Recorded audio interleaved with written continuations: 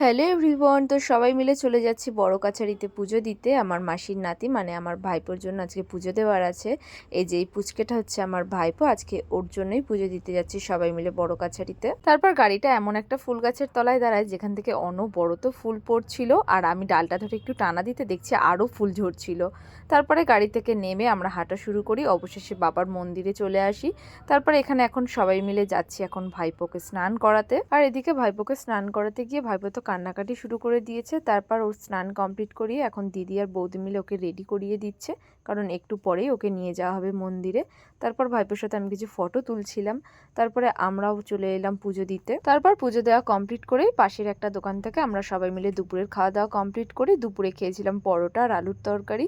আর এদিকে দোকানদার দাদাকে একটা চাকরি দিয়েছে আমাদেরকে খাবার দাবার পরিবেশন করার। আর হ্যাঁ, ও কিন্তু খুব ভালো সার্ভিস দিচ্ছিল। তো যাই হোক, আমরা খাওয়া দাওয়া কমপ্লিট করে আবারও গাড়িতে করে বাড়ির দিকে ফিরি। তো চলো আজকে এইটুকুই, দেখা হচ্ছে নেক্সট মিনি ব্লগে। টাটা।